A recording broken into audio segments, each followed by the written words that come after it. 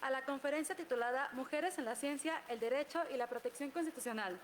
Saludamos a las personas que nos acompañan en este auditorio. Asimismo, saludamos a quienes nos honran esta tarde con su distinguida presencia en el presidium. A la doctora Abril Uscanga Barradas, directora del Seminario de Filosofía del Derecho de nuestra Facultad de Derecho de la UNAM.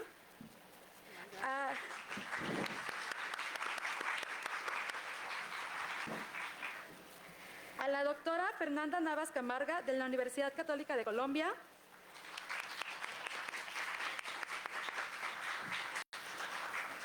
Al doctor Jaime Cubides Cárdenas, de la misma Universidad Católica de Colombia. Y al maestro Jesús Humberto Almanza Gutiérrez. Saludamos con agrado la presencia de invitadas, profesoras, profesores y alumnado de esta casa de estudios. Sean todas y todos ustedes bienvenidos.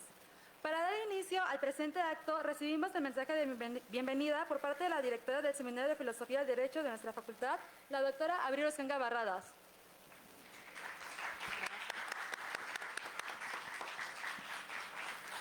Hola, muy buenas tardes a todas y todos. Bienvenidas, bienvenidos. Me da muchísimo gusto estar el día de hoy aquí con ustedes. ¿Cómo se encuentran? Muchísimo gusto de escuchar eso.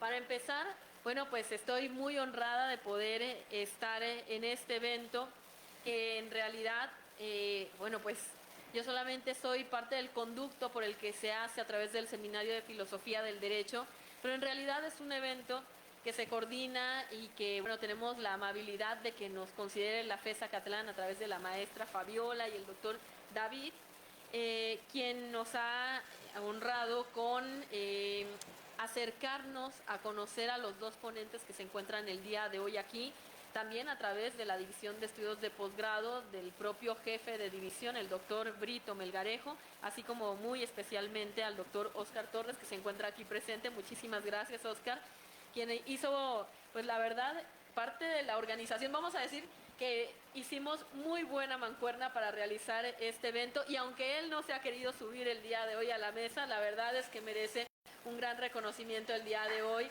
por haber organizado. Muchas gracias, Óscar. Bueno, pues yo tengo, y voy a ser muy breve porque en realidad lo importante el día de hoy es escuchar a nuestros ponentes que vienen desde Colombia para poder hablar el día de hoy acerca de dos temas que son súper importantes. Me refiero en principio a los ponentes, a la doctora Fernanda Navas Camargo de la Universidad Católica de Colombia. Bienvenida, doctora, un placer para nosotros poderla recibir. Así como también al doctor Jaime Cubides Cárdenas de la Universidad también Católica de Colombia. Bienvenido, doctor, un placer tenerlo por acá. Agradezco también a nuestro comentarista del día de hoy y moderador, el maestro Jesús Humberto Almanza Gutiérrez. Y bueno, pues agradezco más que nada a mi Facultad de Derecho y a la doctora Sonia Venegas Álvarez, directora de esta facultad, que nos permita realizar estos eventos. Y bueno, no voy a quitarles más el tiempo. Simplemente les voy a decir que tenemos ponentes de muy alta calidad, que vamos a hablar el día de hoy acerca de las mujeres en la ciencia, el derecho y muy particularmente de la protección constitucional.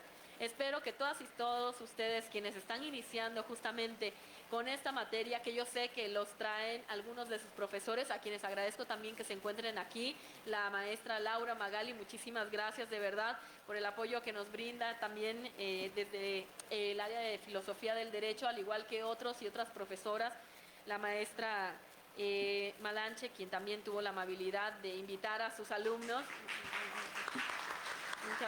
Muchas gracias a las dos maestras que nos acompañan el día de hoy. Y bueno, espero que disfruten tanto estas ponencias como nosotros estamos seguros que las vamos a disfrutar aquí mismo en la mesa. No me queda más que darle y regresarle el uso de la palabra a quien va a moderar esta mesa, al maestro Humberto Almanza. Tiene el uso de la palabra, maestro. Siga misa. Buena tarde, bienvenidos. Es un gusto para mí poder moderar esta mesa. Muchas gracias a los organizadores, pero sobre todo a la doctora Abril Uscanga por brindarme el espacio. A continuación me voy a permitir presentar a nuestra primera ponente. Voy a leer brevemente su currículum CV. La doctora Fernanda Naves Camargo Navas Camargo, doctora en Educación, abogada y Administración de Negocios Internacionales, con más de 15 años de experiencia en investigación interdisciplinaria, liderazgo académico universitario y gestión educativa.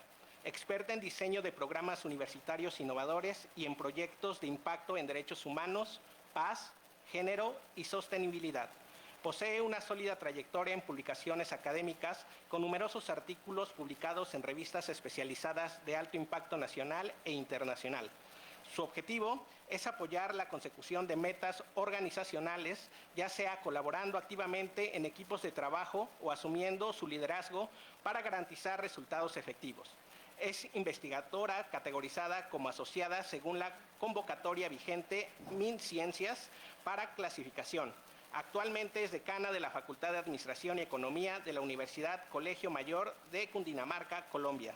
Su ponencia que nos presentará es Revisión de Mujeres en la Ciencia y el Derecho, aportes hacia el poder blando desde el conocimiento. Sin más, le doy el uso de la palabra. Muchas gracias. Doctor Almanza, muchísimas gracias por esa presentación. Doctora Abril, muchísimas gracias por habernos recibido en tu casa de estudios, casa que honramos y en la cual nos encontramos muy felices de poderlos acompañar el día de hoy, porque si algo es cierto es que de lo que veníamos conversando hace unos minutos cuando estábamos reunidos, quienes organizaron el evento y quienes vinimos, es que tenemos una gran admiración por la institución que ustedes representan. La UNAM es un ícono a nivel latinoamericano y es para nosotros un honor poder conversar con ustedes estos minutos. Doctor Jaime Cubías, muchísimas gracias por ser un compañero de investigación, un amigo a lo largo de la vida y un referente porque él fue mi maestro también. Entonces, es una alegría poder estar aquí reunidos la tarde de hoy. Doctor Oscar, también muchísimas gracias por haber hecho estas conexiones que seguramente abrirán puentes para continuar construyendo en conjunto.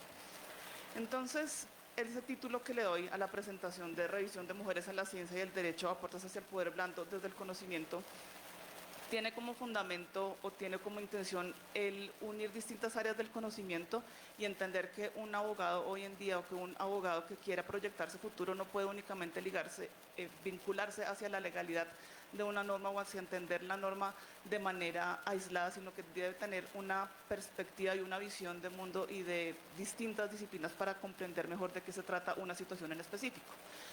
Hay varios puntos que quisiese revisar el día de hoy y para que se entienda a qué estoy haciendo referencia.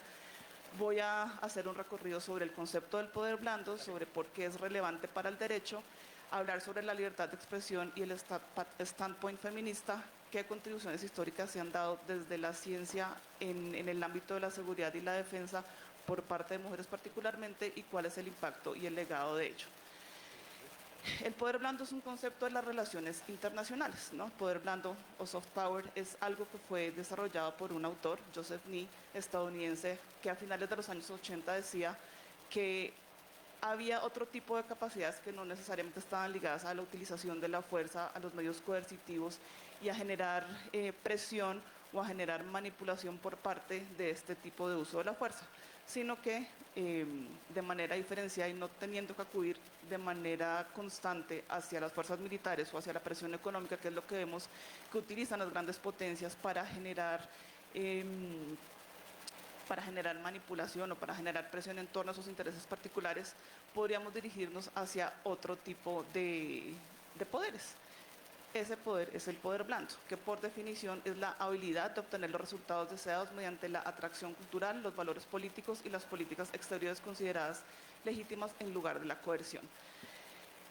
El ser muy dados hacia el cuidado es algo que naturalmente ha estado ligado hacia el género femenino. Por eso me gusta unirlo hacia el standpoint feminista, porque cuando hablamos de cuidado, cuando hablamos de utilizar medios no de manipulación, porque no es manipulación lo que se hace, sino generar una dominación, no, cuando queremos generar en otro un tipo de inspiración, cuando inspiramos a otros a hacer lo que queremos que esté a nuestro favor, no necesariamente tiene que estar vinculado hacia los medios coercitivos, sino que podemos hacerlo desde la cultura, desde los valores políticos, desde la política exterior.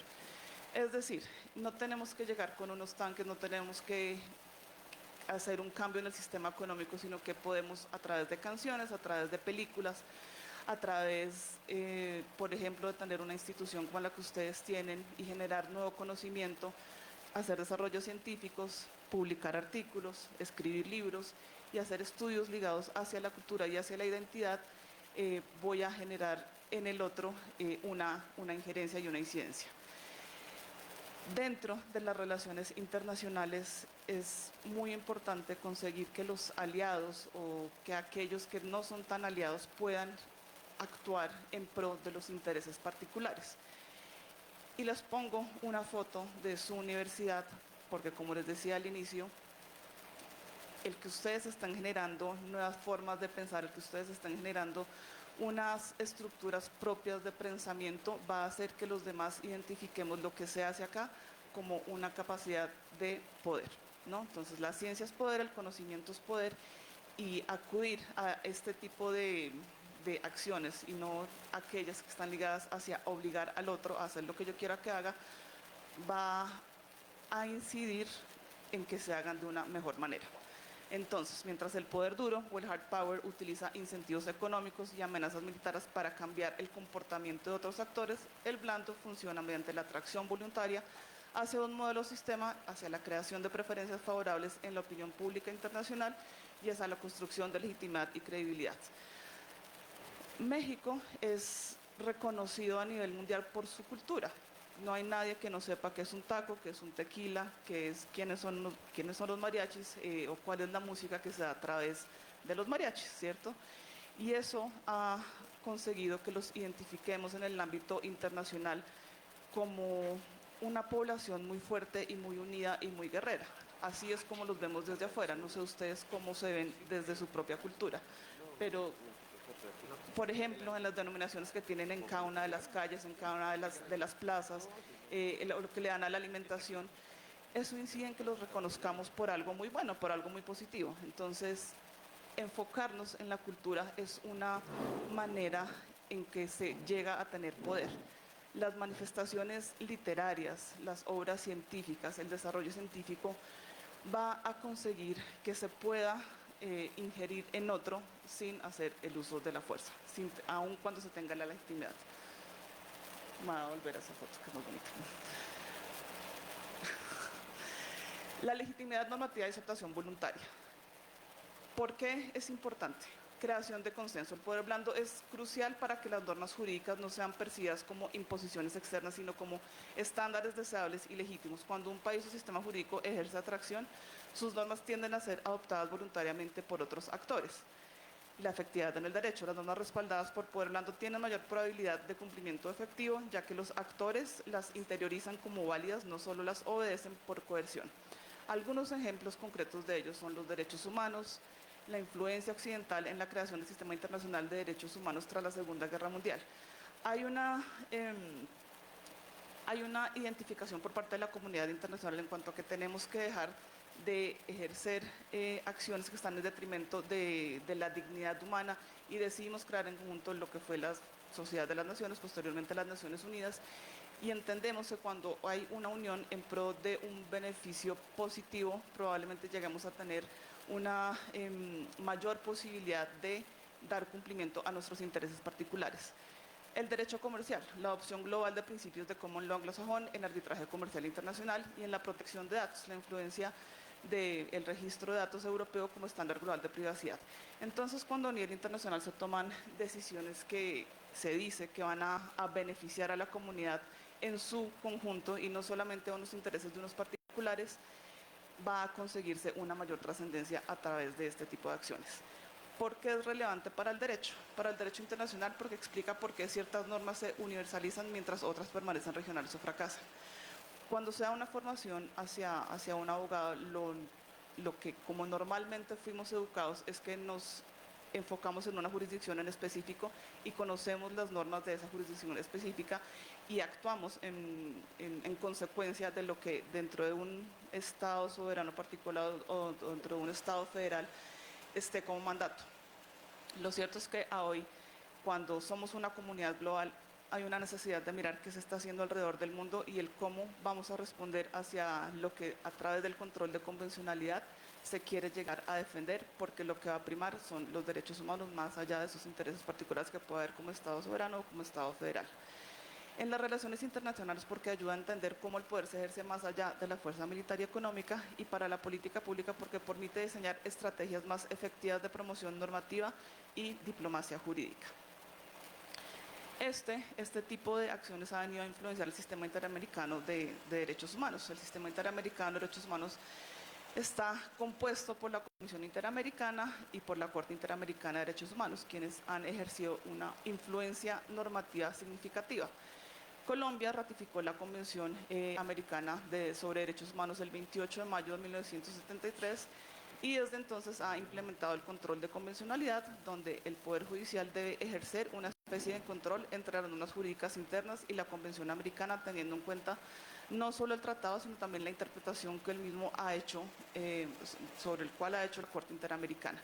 Entonces, se da un reconocimiento que aun cuando los estados soberanos tienen su sistema jurídico propio y buscan ejercer todo tipo de acciones para que se logre proteger esos derechos, no siempre es posible. Y se debe dar por parte de la comunidad internacional un llamado de atención, y va a haber un órgano superior que los va a estar revisando en torno al cumplimiento de sus propias normas internas y les va a hacer esas sugerencias en cuanto a cómo deben modificar, estandarizar o adecuar aquello que internamente se está haciendo. Todos reconocemos, los distintos estados reconocemos que es la Constitución aquella que está en la parte superior de la pirámide normativa, y cuando hay una inquietud en otros elementos de la pirámide, nos vamos a dirigir a esa norma superior para dirimir cualquier conflicto que exista. Con lo cual decimos que nos unimos dentro de este bloque de constitucionalidad y lo utilizamos como una herramienta interpretativa y que en muchos casos se convierte en vinculante para dirimir algún conflicto.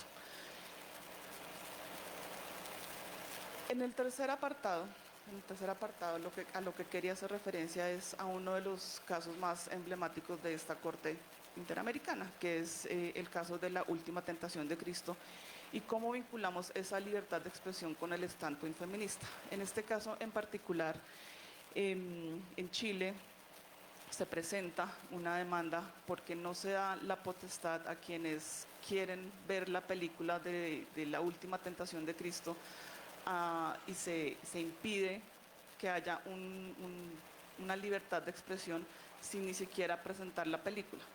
Es decir, cualquier persona debía haber tenido la posibilidad de ver la película y no que el Estado dijera no se va a proyectar porque hay una serie de ciudadanos, un grupo de ciudadanos que se sienten atacados con el contenido de la misma. ¿Qué pasa con esta película? Se habla, hay una diferencia. Ustedes como Estado tienen una identidad teológica, religiosa. No la tienen. Son un Estado que no se vincula con una religión en específico. Entonces, al tener esa libertad de culto, lo que se esperaría es que podamos ver películas de cualquier culto independientemente del contenido de la misma, y que cada uno esté en la posibilidad de tomar la decisión si quiere o no ir a un cine a ver la película. En esta película lo que se dice de Cristo es que tenía impulsos sexuales que no están ligados a lo que en la Biblia se dice en torno a qué hacía Jesús. Y eso genera en un grupo de ciudadanos una necesidad de impedir que otros vean esta historia no contada sobre Cristo y sobre Jesús. Eso atenta contra los derechos humanos de la mayoría de las personas, de aquellos que quieren tener esa libertad de conciencia y de religión, o de aquellos que queremos gozar de la libertad de conciencia y de religión, de la libertad de pensamiento y de expresión, que son el par de artículos que se ven violados del Tratado de Derechos Humanos, y sea el incumplimiento de la obligación de respetar estos derechos y el deber de adoptar disposiciones de derecho interno. Es decir, se les impide hacer la emisión de la película y no se da la potestad a cada uno de tomar la decisión de si asistir o no asistir. ¿Por qué les digo que lo uno con el standpoint feminista? Esta es una teoría de Sandra Harding, en donde se dice que cada uno de nosotros actuamos desde las posiciones sociales en las que estamos y es a partir de ese filtro que tenemos como individuos que vamos generando una conciencia en torno a la sociedad y es como producimos distintas formas de conocimiento. Eso quiere decir que cuando una mujer es investigadora, cuando una mujer es científica, va a identificar de manera diferenciada aquello que puede ser visto por parte de un hombre simplemente por el hecho de ser mujer. No es malo, no es bueno, no es mejor, no es peor, simplemente es diferente. Y a partir de esas identidades que cada uno tenemos como seres humanos, hombres o mujeres, vamos a aportar de manera distinta y de manera constructiva. Ese imperativo epistemológico nos ha demostrado que el 45% de las investigadoras en América Latina, según la UNESCO, el 45% de las mujeres pueden llegar a ser investigadoras en América Latina y que la tasa mundial de investigadoras es del 28%. Es decir, en Latinoamérica hay muchas más mujeres investigadoras que en el resto del mundo y aún así las mujeres en América Latina no ocupan todavía unos cargos decisorios y de poder y de generación de política pública que puedan llegar a incidir de manera positiva y diferenciada frente a ciertas necesidades que hay por parte de las mujeres y que no son identificadas por parte de los hombres por el simple hecho de que somos diferentes. Nuevamente, no es mejor, no es peor, simplemente somos distintos. Con lo cual, hay una invitación a que las mujeres se acerquen más a la ciencia y que desde esa generación de nuevo conocimiento comiencen a aportar. En esta parte final se hacía una referencia a mujeres que han aportado desde el poder blando y desde el desarrollo científico a que haya una mayor percepción de seguridad nacional. Es decir, a quienes no se les ha dado un reconocimiento de cómo incidieron en torno a ciertos actos en la Segunda Guerra Mundial, por ejemplo, Hedy Lamarr inventó la tecnología de espectro expandido que hoy en día es la base del Wi-Fi, del GPS y de las comunicaciones militares seguras modernas. Y otra serie de mujeres que estuvieron vinculadas, por ejemplo, a generar cartografía militar, a hacer operaciones encubiertas, a hacer criptografía y definir códigos, y que con esas distintas labores contribuyeron a que, por ejemplo, se diese una revolución en la medicina militar. Florence Nightingale, si ya vieron Derecho Internacional Humanitario, fue una enfermera que con sus técnicas de cuidado contribuyó a que se definiera lo que es hoy en día el Derecho Internacional Humanitario y que, por ejemplo, contribuyó a que se redujera la guerra en 2 años. Las mujeres estuvieron también presentes en cuanto a la definición de mensajes descifrados, simplemente porque somos más atentas a ciertas particularidades que los hombres no ven como tan directamente. Más de 300.000 aeronaves fueron producidas por parte de mujeres y ellas contribuyeron a evacuar civiles por cerca de 1.5 millones. Entonces, simplemente con una forma diferenciada de entender las realidades, con ser un poco más minuciosas en ciertas acciones, han ayudado a que se dé una generación de nuevo conocimiento, de un desarrollo científico y que ha incidido mucho en la seguridad y en la defensa nacional. Muchas gracias.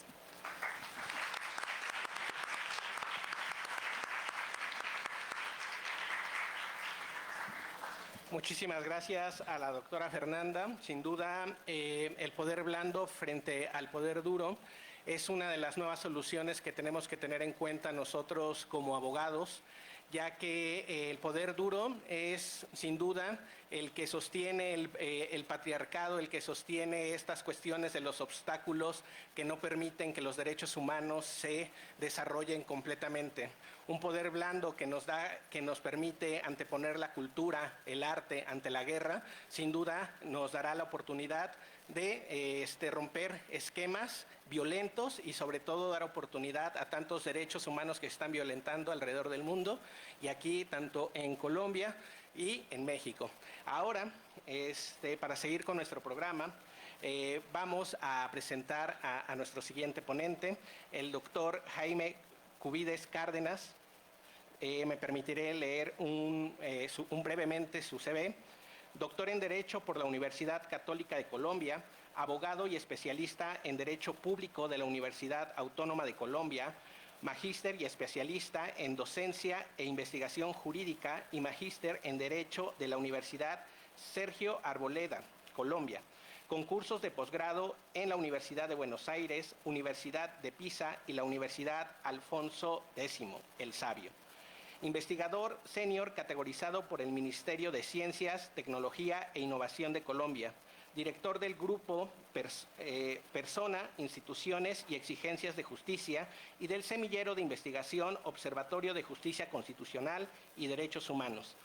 Docente del doctorado en Derecho en la Universidad Católica de Colombia, docente y jefe de investigaciones de la Universidad Colegio Mayor de Cundinamarca, investigador del Politécnico Gran Colombiano, asesor, consultor y abogado en ejercicio con diferentes entidades del orden nacional y municipal, exdirectivo de la Personería de Bogotá. A continuación nos dará su ponencia Mujeres, enfoques y sujetos de especial protección constitucional desde la jurisprudencia de la Corte Constitucional de Colombia.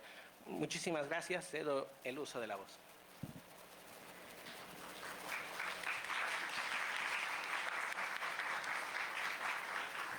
Bueno, buenas noches. Realmente es un gusto estar acá en la Universidad Nacional Autónoma de México. Tal vez cuando uno está acá, pues no ve realmente en qué universidad está, ¿no? Cuando nosotros los colombianos venimos acá, nos damos cuenta de que estamos en una de las más grandes universidades de toda América Latina y yo creo que una de las más grandes universidades de todo el mundo occidental. Entonces, eso hay que saberlo y es bueno que nos lo digan para saber la responsabilidad tan grande que tenemos dentro de la construcción de la comunidad jurídica, ¿no? Entonces, es importante saberlo y realmente para mí es un honor estar hoy aquí, además con dos grandes maestros y con pues la doctora Abril Uscanga, que es nuestra directora del Seminario de Filosofía del Derecho, que realmente es una profesora muy reconocida en toda la región, ha ido a Colombia, que los invito, pueden ir a Colombia y pueden comer algo diferente que a tacos, allá hay arepas, y pueden ir a comer allá arepas, pueden tomar aguardiente y les va a saber mejor que el tequila. Entonces, se los dije, ¿cierto? Se los dije, ¿no? Entonces es importante entender eso, entender las culturas, pero entender muchas más las cosas. Entonces, profesora Abril Uscanga, muchas gracias por la invitación. Al doctor Oscar Torres, realmente muchísimas gracias por tenernos acá en una de las facultades de derecho más importantes que hay hoy en el mundo, ¿no? Y bueno, al doctor Rodrigo Brito y a nuestra directora de la licenciatura o de toda la Facultad de Derecho. El tema que les voy a comenzar hoy es sobre las mujeres y los enfoques y sujetos de especial protección. No se me vayan a perder, sujetos de especial protección constitucional, ¿listo? Esa va a ser la abreviatura. Siguiente. Vamos a hablar de unas consideraciones preliminares. Dentro de esas consideraciones preliminares vamos a hablar, uno, desde el pluralismo jurídico, 2, vamos a hablar de la Corte Constitucional y 3, quiero dejar claro que Colombia es un Estado centralista. ¿Por qué quiero hacer esas consideraciones preliminares? Primero, porque digamos, la Corte Constitucional colombiana realmente es muy importante para la región. Tal vez ustedes no la hayan escuchado, pero nosotros hemos influenciado a nuestros vecinos. Y nosotros hemos influenciado tanto a nuestros vecinos que casi todos nuestros vecinos tienen modelos de cortes ¿qué? Constitucionales. Ustedes no tienen una corte constitucional como la que tenemos nosotros. Nosotros tenemos el poder concentrado de toda pues, la guarda de la Constitución en solo un órgano jurisdiccional, ¿correcto? Y a eso le llamamos ¿qué? Corte Constitucional. La Constitución Política de Colombia ¿es de qué año? De 1991. Esa es la Constitución Política de Colombia de 1991 que crea realmente un nuevo modelo. ¿Cuál modelo estamos hablando? De un nuevo constitucionalismo latinoamericano. Además de eso, podemos decir y podemos establecer que nosotros tenemos unas diferencias. Primero, ustedes son un Estado federal, tienen 32 estados y coincidencialmente Colombia tiene 32 departamentos. La diferencia es que nosotros tenemos un departamento archipiélago que queda en San Andrés, Providencia y Santa Catalina. Es decir, tenemos un departamento que no hace parte de la plataforma continental colombiana, sino lo tenemos que muy lejos. ¿Listo? Y obviamente nosotros toda la legislación o el sistema jurídico colombiano es del orden ¿qué? Nacional. Nosotros no tenemos diferentes códigos por estados ni nada, sino todo es del orden nacional, ¿correcto? Entonces es importante entender esas consideraciones preliminares para comprender pues la magnitud de pues el sistema jurídico colombiano. Rápidamente quiero hacer una diferenciación entre el pluralismo jurídico como sistema y el pluralismo jurídico como principio. Es importante entender esto, ¿por qué? Porque es que tal vez cuando hablamos de pluralismo jurídico pensamos en diferentes cosas, pero realmente puedo decir que hay dos tipos de entender el pluralismo jurídico, como un sistema o como un principio. Voy a dar unas definiciones muy rápidas. Como sistema se refiere a la coexistencia de múltiples sistemas legales dentro de un mismo Estado, y como principio es un principio jurídico político que reconoce y valora la diversidad de sistemas legales como parte fundamental de la justicia y equidad. Voy a hablar directamente, porque el tiempo nos apremia, de la aplicación. El sistema es visible en la práctica cotidiana y entre las interacciones entre diferentes grupos que mantienen sus sistemas jurídicos. Como principio, implica una adaptación de políticas públicas y prácticas judiciales para asegurar inclusión y respeto hacia todas las formas del derecho. ¿Listo? Y el objetivo dentro del sistema es documentar y entender la pluralidad de prácticas legales existentes, mientras que como principio es promover la equidad, la justicia, la integración a través del reconocimiento y la valoración de la diversidad jurídica. Entendiendo que el pluralismo se puede presentar como un sistema o como un principio, nos podemos parar que en Colombia realmente el pluralismo jurídico es un principio. El principio del Estado Social de Derecho. En la Constitución Política de Colombia, el modelo de Estado es Estado Social de Derecho. Ese es el artículo primero y dice que Colombia es un Estado Social de Derecho. Es un equilibrio entre el respeto a la dignidad humana, que es nuestro principio axial, que es el valor individual, y lo colectivo. Entonces, el Estado Social de Derecho en Colombia es el equilibrio entre un factor individual y un factor ¿qué? Colectivo. Ese es el Estado Social de Derecho que nosotros tenemos. Después tenemos, está como tintileando mucho, vamos a hablar de esto de los enfoques. Realmente la Corte Constitucional colombiana nace en el 92, yo llamo es una Corte Constitucional en pañales. ¿Por qué la llamo en pañales? Porque apenas había ¿qué? Nacido. Y era una Corte Constitucional que hasta ahora estaba ¿qué? Implementando ¿qué? La Constitución. El primer enfoque que ella tuvo fue un enfoque asistencial o paternalista, en el cual él dice que existían unos grupos que eran débilmente protegidos y que por eso tocaba tomar medidas asistenciales inmediatas para pues tratar de, llamémoslo de alguna forma, tratar de moderar un poco esa vulnerabilidad individual que se tenían. En eso podemos mirar, ahí hay unas sentencias, las pueden revisar ustedes, las buscan así, sentencia T 426 de 1992 o la sentencia T 523 del 92. En una es una persona con VIH, pues que se le conceden unos derechos, y en otra son unos niños trabajadores que pues los ponían a trabajar, ¿cierto? En cambio de estar estudiando, pero pues la Corte dice, oiga, si usted es un niño trabajador, pues tiene que tener ¿qué? Derechos, ¿no? Y tengo que darle pues todas las garantías. Ese podríamos ver un primer enfoque. Después, ver un enfoque de la igualdad material. ¿Eso qué quiere decir? Que ya empezamos a decir, oiga, ¿realmente somos iguales? Nosotros no somos iguales. Realmente todos somos diferentes. Y todos somos un mundo. Pero cuando vamos a hacer la aplicación de derechos, tenemos que tratar de ¿qué? De que haya una igualdad, y por eso nacen los enfoques.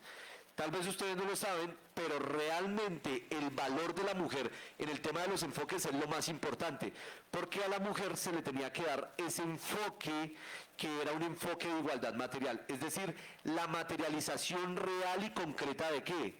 De esos enfoques. Tomar medidas para adaptar cosas ¿a qué? a esa población que estaba siendo discriminada. Entonces por eso era tratar de remover ¿qué? Barreras estructurales.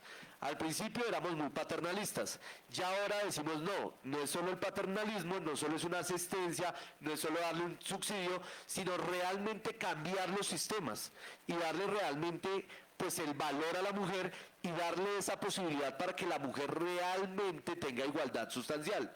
Pero como Colombia, igual como en América Latina, pues realmente hay muchas barreras.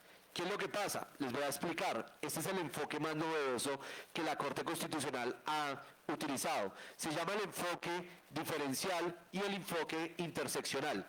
Imagínense ustedes que llega una persona a su despacho, ustedes siendo una autoridad de gobierno, y la persona es mujer, madre, cabeza de familia, desplazada, víctima del conflicto armado, palenquera y parte de la comunidad LGTBI.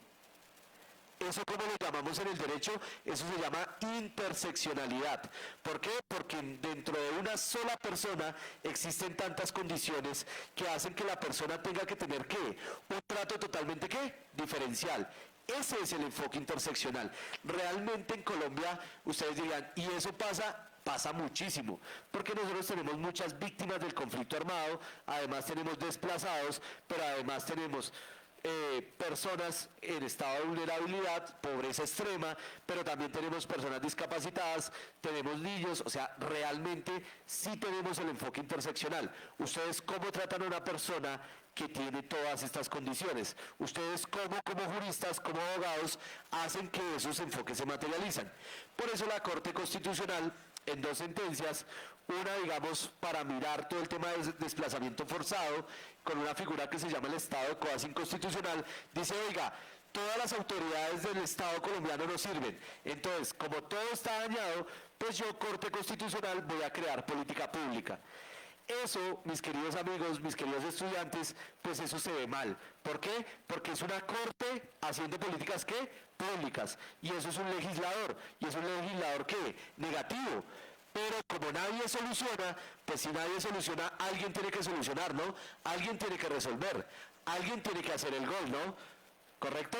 Y entonces la Corte Constitucional lo que dice, ok, ustedes no hacen nada, pues yo los voy a poner a qué, a hacer. ¿Y los voy a qué? A organizar. Y los voy a organizar.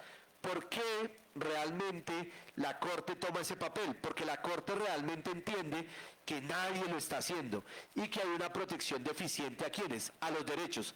Y si hay una protección tan deficiente y las autoridades de gobierno no lo quieren hacer, pues la Corte Constitucional lo hace, y lo hace con una figura que crea pues, de un origen pretoriano. La primera vez que utilizamos la palabra definición de sujetos de especial protección es en el marco del artículo 13. La Constitución habla de la igualdad como todas las constituciones en América Latina, pero dice, oiga, esta categoría se había explicado con unas, digámoslo así, características que vienen desde la ONU. Uno, que es un grupo de sujetos de especial protección que haya inferioridad numérica. 2, que haya una posición no dominante. 3, que haya una nacionalidad o una limitación étnica. 4, que exista una religión o una lengua que sea diferente pues, a la mayoría. 5, que la conciencia de la voluntad colectiva sea como grupo. Y 6, que el otorgamiento sea de la categoría de minoría. ¿Listo? Entonces, de ahí nace el concepto. La Corte Constitucional dice, miren, un sujeto de especial protección es esa calidad jurídica que se da a ciertos grupos y está compuesta por personas que debido a su situación física, psicológica o social específica requieren de acciones positivas por parte del Estado para lograr una igualdad real y efectiva. Vuelvo y les digo, el problema es de que todos tenemos la igualdad ante la ley, ¿correcto? Pero ¿realmente en la práctica somos iguales ante la ley? Tal vez no, ¿cierto? ¿Y qué hace la Corte? Oiga, sujetos de especial protección lo hagan. Esto yo sé que ustedes me van a entender. ¿Han visto a Sonic? ¿Se acuerdan Sonic? Sonic tiene un halo de protección. ¿Recuerdan ese halo de protección de Sonic? ¿Sí? Ese halo de protección era ¿para qué? Para que cuando Sonic fuera corriendo, pues no le pasara nada, ¿correcto? ¿Listo? Eso es sujetos de especial protección, porque la metáfora constitucional que se habla es que el sujeto de especial protección debe darle ¿qué? Dársele una protección ¿qué? Superior. Es decir, darle un halo de qué? De protección. ¿Para qué ese halo de protección? Pues cuando vengan a vulnerarle o a violentarle los derechos, pues tenga un halo de protección muy fuerte. ¿Qué es lo que pasa con las mujeres? Y las mujeres hay que entenderlo. Voy a ponerlo en términos muy sencillos, no quiero, pues digamos que se tome mal, pero es para que se entienda el ejemplo, ¿listo? Imagínense una mujer en estado de embarazo. Por solo el hecho de ser mujer en Colombia es sujeto de especial protección, es decir, tiene un halo de ¿qué? De protección. ¿Por qué, profesor? Porque las mujeres, tristemente en América Latina, han sido discriminadas, han sido menospreciadas, han sido estructuralmente ¿qué? Sacadas, ¿para qué? Para darle paso a los hombres, ¿listo? Y eso lo vivimos en América Latina, eso no es solo de Colombia, ¿perfecto?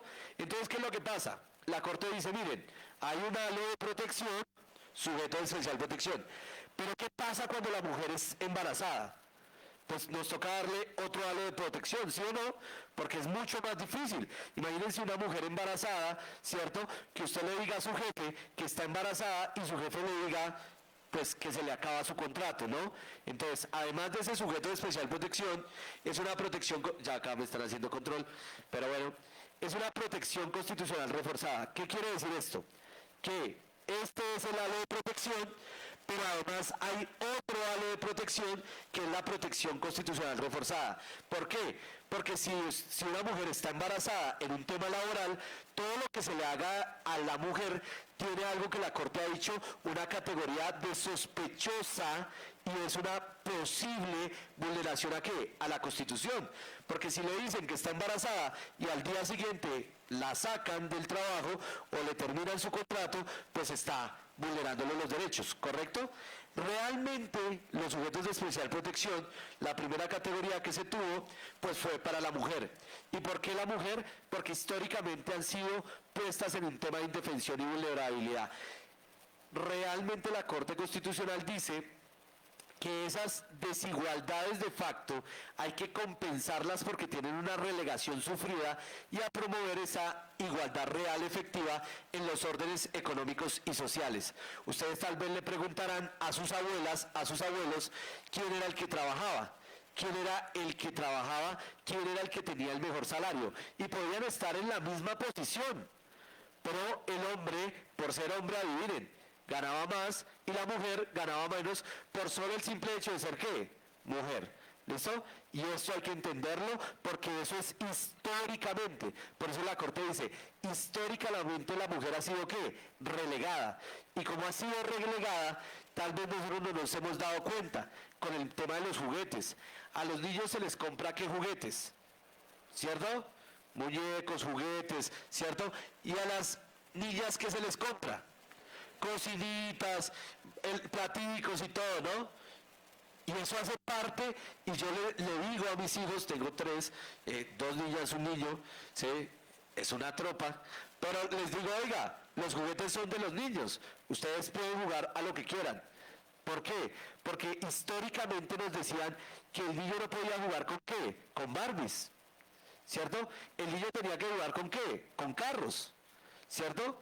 Y obviamente la niña tenía que jugar ¿a qué? A la casita, a ser la mamá, o sea, y hoy miren ustedes el auditorio, la mayoría son mujeres, la mayoría son mujeres, y acá tienen que llegar la próxima presidenta de los Estados Unidos mexicanos, las próximas ministras, las próximas fiscales, o sea, ustedes tienen que llegar allá, ¿o no? ¿Cierto? Listo. Ya, maestro, disculpe. No, maestro, disculpe. Ya acá me estaba codeando. Así es la vida. Pero bueno, voy a tratar de sintetizar todo lo que les traía. Realmente los sujetos de especial protección, ya creo que lo entendieron, es una categoría donde la Corte dice, oiga, hay tantas cosas que necesitamos ¿qué? Un halo de protección, y en la mujer pues hay 2 halos, ¿no? Sujeto de especial protección, una capa, digamos, de cubierta, y una segunda capa, protección constitucional, ¿qué? Reforzada. ¿Clarísimos? Pero vamos a ver que hay 3 tipos de sujetos que se los clasifico para que ustedes comprendan que realmente la jurisprudencia de la Corte Constitucional, pues realmente ha visto, porque en América Latina, no solo Colombia, hay mucha ¿qué? Desigualdad. Y la categoría es para eliminar ¿qué? Esas ¿qué? Desigualdades históricas, sociológicas, políticas, culturales, económicas que se han dado en el mundo. Entonces, la primera categoría son sujetos de especial protección constitucional por factores históricos, culturales y étnicos. ¿Qué pasa? La comunidad negra o todos los afrodescendientes o afrocolombianos, ¿sí? Pues siempre han sido relegados, ¿correcto? Históricamente. Tanto así que la mayoría de población vive en un departamento. Y ese departamento en Colombia es uno de los departamentos, adivinen qué, más pobres. ¿Por qué? Porque históricamente no le damos ¿qué? Recursos, no lo queremos allá, sino queremos aislarlos. Y eso es discriminación. ¿Listo? Entonces la Corte dice, oiga, no se le olvide que todos somos personas y que todos tenemos, pero a estas comunidades hay que darles ese halo de protección, que son sujetos de ¿qué? De especial protección constitucional. Segundo, los indígenas. En Colombia hay 286 resguardos indígenas. Quiere decir que hay 286 tipos de indígenas, comillas, para que se entienda, clasificados. ¿Listo? Ustedes saben que son 286 tipos de indígenas, ustedes no lo tienen. No los tienen. Y nosotros tenemos 286 tipos de indígenas. ¿Se lo ven? Entonces, claro, cuando decimos, no, es que en Colombia no hay indígenas, les digo, ¿cuántos tipos de indígenas ustedes saben? ¿Cuántos tribus indígenas, pueblos originarios tenemos? ¿Listo? Entonces, eso también hay que darles un sujeto de especial protección. Pero además de los indígenas tenemos comunidades que no son propiamente indígenas, no son de nosotros, pero son gitanas, rubis, palenqueras, pero también, ¿cierto? Se les suma, además de esa categoría, acuérdense, el enfoque ¿qué? Interseccional. ¿Cuál es el enfoque interseccional? Diferentes ¿qué? Condiciones que se unen en una ¿qué? Persona. Acuérdense. Entonces, además de que es indígena, además, comillas, que sería un pueblo originario, además es gitana o se unió con otra familia gitana o rubi o se unió con una familia palenquera. Es decir, interseccionalidad. Y además es mujer. ¿Listo? Regáleme 3 minutos más, maestro, ya está pegándome acá. Pero imagínense que en Colombia todavía hay una práctica ancestral. Esto no se me vayan a despertar, por favor, los que están durmiendo no se vayan a despertar, porque si se despiertan en este momento de la práctica, van a quedar totalmente hechos un show. ¿Listo? No los vayan a despertar, por favor, no los vayan a collar, déjenlos dormir. ¿Qué es lo que pasa? Imagínense que en Colombia todavía hay una práctica indígena que le quitan el órgano de placer a la mujer, es decir, le quitan el clítoris. Le cercenan el clítoris. Precisamente, sí, yo sé, a mí me duele, lo sé, pero imagínense, le quitan el clítoris, es una práctica indígena, supuestamente para darle a la mujer, adivinen, disque mayor que seriedad.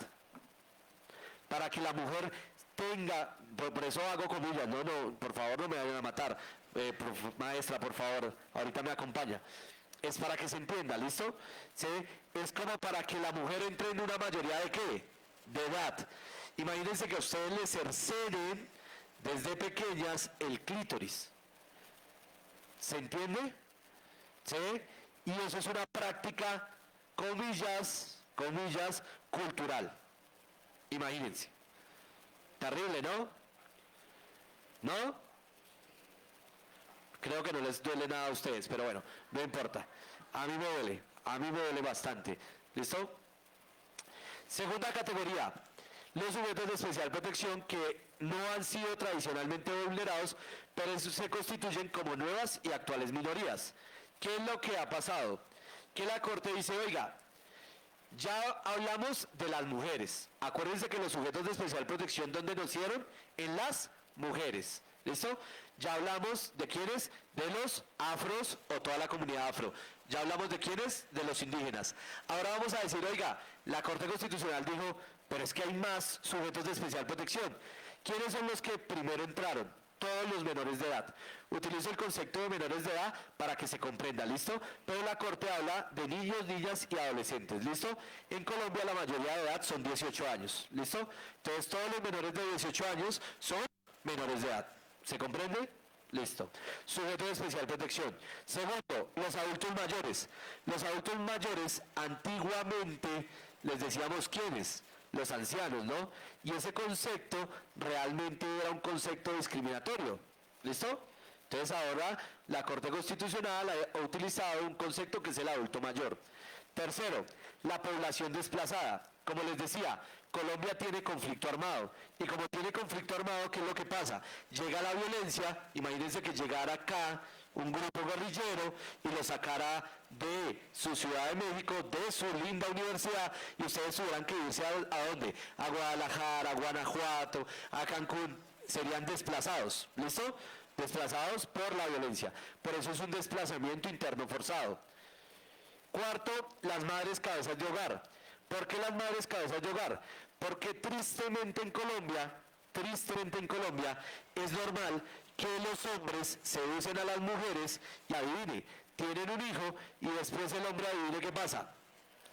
Se va, se raja, no sé si se raja, pero se va, se vuela, se deja todas sus obligaciones y la madre le toca adivinen qué, sola, ¿no? También es un sujeto de especial protección.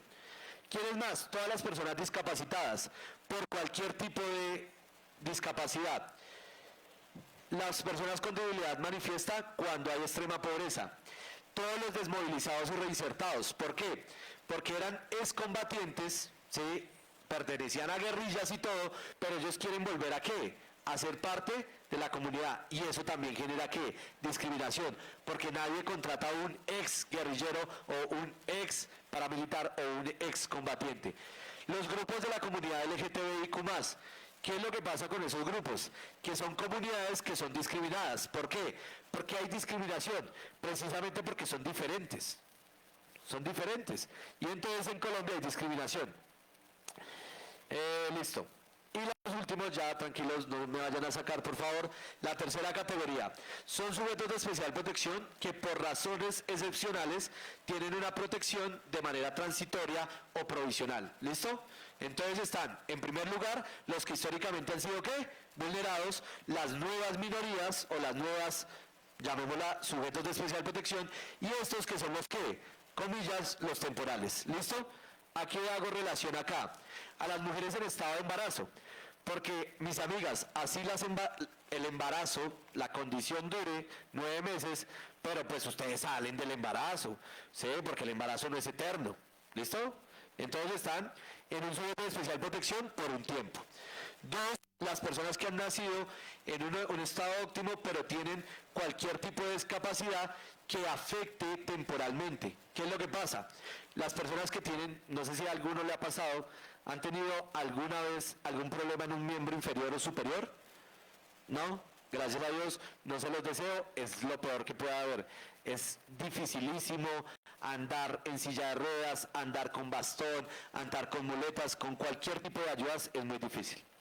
Y bueno, acá les dejo, ustedes me han caído muy bien, quiero, en serio, no es porque sean la UNAM, no, es porque de verdad me han caído muy bien y les voy a regalar absolutamente toda la producción académica del profesor, se las voy a regalar y se las voy a regalar totalmente gratis. ¿Para qué qué? Porque realmente los investigadores lo que queremos es que, ¿qué queremos los investigadores? Que nos citen. Realmente queremos que hacer y construir comunidad. Queremos que crean en lo nuestro. Queremos que ustedes sean los que critiquen. No hay ningún problema que digan que el profesor Jaime Cubides escribe pésimo. No hay problema. ¿Qué es lo importante? La cita. Porque la cita realmente es el aplauso para el investigador. La cita es lo que hace que los investigadores están. Entonces ahí en ese QR les acabo de regalar toda la producción del profesor. Ahí está mi perfil en Google Académico, es totalmente abierto y claramente es para ustedes y realmente hay que creer en qué, en lo nuestro. Nuestros problemas son los problemas que latinoamericanos y hay que construir cultura jurídica y más en la UNAM, ¿no? En una facultad de Derecho así tan grande y tan poderosa. Mis amigos, qué pena aburrirlos y hacerlos dormir, pero ha sido todo un honor haber estado en la Facultad de Derecho de la Universidad Nacional Autónoma de México.